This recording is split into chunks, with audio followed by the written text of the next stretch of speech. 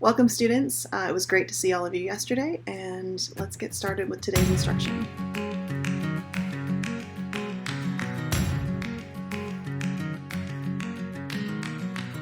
So this is SAT ACT Prep for Tuesday, the 25th of August.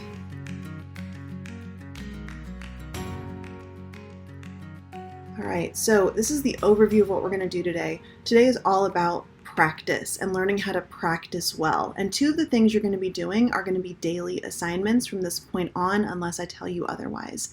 So we're going to talk about ReadWorks article of the day and the assignment, the book of knowledge that goes with it. We'll go over quizzes. You might have seen that in Google Classroom already. And we're going to talk about etymology and prefixes and then why we're going to practice each day. And then at the end of this video, I'll give you your independent work for the day and we will do a quizzes as a class together on the live daily stream. All right, so yesterday you got familiar with ReadWorks. ReadWorks is a great platform that has lots of different content.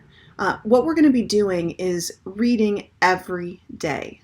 Now, why are we going to do this? Because words are how we store knowledge, and the more knowledge you have, the easier it is to understand things. For the SAT, you're going to get all kinds of articles about all different things, and the more background knowledge you have about those things, the easier it is to pick up details and answer questions well. Doing this article a day will get you to read between 80 and 100,000 words in this semester. So that sounds like a lot of words. It's a lot, but over 10 minutes a day, it adds up pretty quickly. So each day you're going to complete a book of knowledge. Now, writing is how you store information. When you read something, if you do not do anything with it, it will disappear. So it's also how you retain information. It also helps me see how you're learning and the connections that you're making between topics and between your own life. The more you can connect what you read with your own life and write about it, the better you're going to retain it. And writing is practice. It just is daily practice, and you get better at things the more you practice. So let's look at a sample book of knowledge that I wrote. Now, I read an article on Live Science about how turtles breathe. So this is the book of knowledge that I wrote. The article I read today is about how turtles breathe. I learned that they can store oxygen so they can stay underwater for longer, but they can also use the oxygen from the water around them. And like Olaf says in Frozen 2, turtles really do breathe through their butts. It's called cloacal respiration, and it happens because that area has the most blood vessels in their bodies. I'm glad humans don't breathe through their butts. So there's a sample entry. It's 77 words. The first sentence is summary, and it gives context. Now, I'm going to be the one reading these, but I don't see the article that's attached to each book of knowledge. So you have to give me a one sentence about what the article was about. Often that can be just a restating of the title of the article, but don't just quote the title. Give me, I read about how, whatever the topic is. The second sentence is what you learned from the article. Now this is the meat of the paragraph. So this needs to be a complete idea in your own words. I do not want quoting or copy and pasting from the article. Again, that doesn't build retention. It doesn't help you understand it. It just shows me that you know how to copy and paste. So to be really clear, copy and paste will not get you credit for this assignment. So this again is what you learned in the article. So I picked up a couple of details specifically that I mentioned about how turtles breathe. Again, tying back to that, what is the article about? The third part is a connection. Now, I made a connection to a movie that I've seen 100 times because I have a 2-year-old, Frozen 2, where he says turtles breathe through their butts.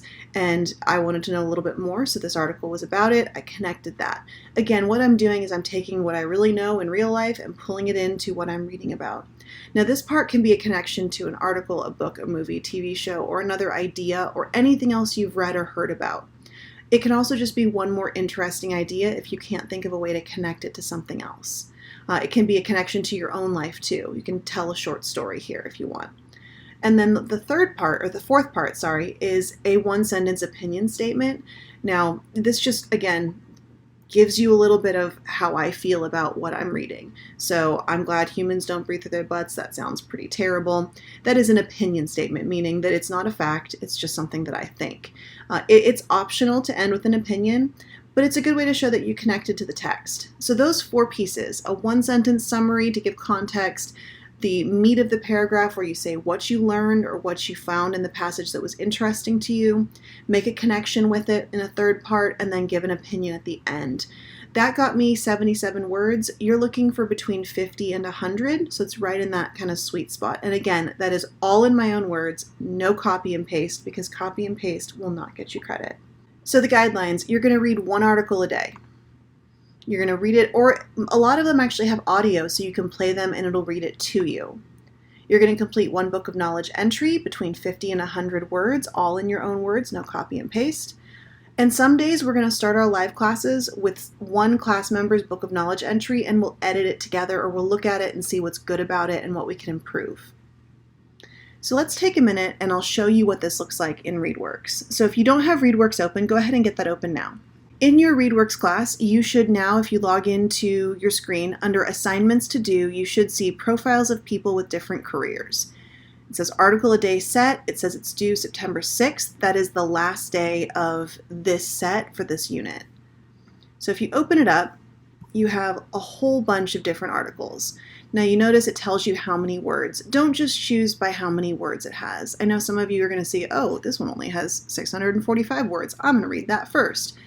The truth is you're going to read most of these over the time. So you need to just choose ones that appeal to you, or just go in order, whatever makes sense. Now you might see some say challenge article. That means that they're a little bit more difficult, meaning the reading level is a little bit higher. That's okay. Some of you need a bit of a challenge. And then a boost article is one that is a little bit lower. So you can see those are the shorter ones, and they're ones that are written at a slightly lower level. So if you feel like I've read some of these and they were really tough, maybe go for the boost articles first. So I'm going to choose Portrait of a Journalist. Now I get into the passage and you can see it always starts with a picture. It's always a good idea when you're reading an article like this to start with the pictures and then see if there's any annotations. There's no caption there, so there's not any extra information about that. Then you can see up here there's an audio track. So you can hit play and it'll actually read the article to you. You can also adjust up here what the text looks like. You can make it bigger or smaller. You can change the paragraphing. This is kind of a cool feature too. If you struggle to keep your place, this actually creates a little line bar that lets you scroll line by line. Now, I'm dyslexic, and that means that sometimes I have trouble and I get lost in paragraphs that are really long. So this would really help me as I read to stay focused on the line that I'm on. You can get rid of it just by clicking off of it again. So you're going to read through. You notice some of them have hyperlinks. If you click on those hyperlinks, it'll tell you the word. You can hear it out loud. It'll give you a definition as well as a translation and an example sentence. Use that. If there's a word in here that's hyperlinked that you don't know, click on it. Okay, when you've read the whole thing, you get to the end, you can click here for the book of knowledge, or you can click this button up here. And that'll let you do your book of knowledge side by side. Now again, you're not copying and pasting. Remember, you're doing the paragraph with those 4 parts that we just talked about into this box here, and you're going to hit submit. So I'm just going to type a sample right here, and I'm going to hit submit. Okay, submit. Now when I go back to assignments, I can go to progress, and it'll show me my entry right here. Okay. Now let me show you what I can see from my teacher side. Okay, so here you can see I've read one article, this many words, and that's how many words I've written. So you can see exactly how much, and I can see which ones you've done. I can click through and see which articles you've given an entry on. So I can see there one entry, and you can see exactly what I've written. Now, again, this is how I'm going to check you each day, and I do expect that you have that full paragraph we talked about. So that was ReadWorks. Now let's talk about quizzes. You may have used quizzes in other classes before. I really like quizzes. It gives you a way to build quizzes, and then you can practice them on your own or live together. And we're going to do both. Today we're actually going to practice together, and then you're going to practice on your own as well. So if you go into Google Classroom, you should see a link that says join our class. If you tried it yesterday, you may have found that there's no quizzes in there yet. If you try it now, you should see that there is one game that is open to you. It should be called Prefixes. So let's talk quickly about what prefixes are. So what if I told you that learning 25 things would give you over 100,000 words that you would know? That's what prefixes will do. And we're going to start by learning those 25 most used prefixes. So here's an example. So the word respect, you're probably familiar with it. If you add a prefix, you're adding a part to the beginning of the word. So in this way, we're adding the prefix dis. It's one of those 25 most used prefixes. It changes the meaning of the word entirely sometimes. So some of them, like dis, changes it to be the opposite meaning. Now suffixes go at the end. So pre meaning beginning, suffix meaning end. And adding a suffix will often change the use of the word. So respect is a thing, it's a noun, but adding full at the end makes it a description or an adjective, respectful or disrespectful. So knowing these word parts gives you access to way more words than you knew on your own. Knowing these words will help you figure out those long words on the SAT that you don't have any other way of knowing. A lot of them are hard to get through context, so knowing the etymology will help you tremendously. All right, so after the video today and after our live quiz, you're going to do the following. You're going to choose one article from the set in ReadWorks and complete your book of knowledge just like I showed you in this video. Then you're going to practice the quizzes on your own once after we play together. You can do this as flashcards or you can do this as a playthrough. Doesn't matter which one, both of them will give you access to the same material. So now that we've gone over what to do, let's go ahead and play quizzes. Hop back into the chat and I will set up so we can start playing together.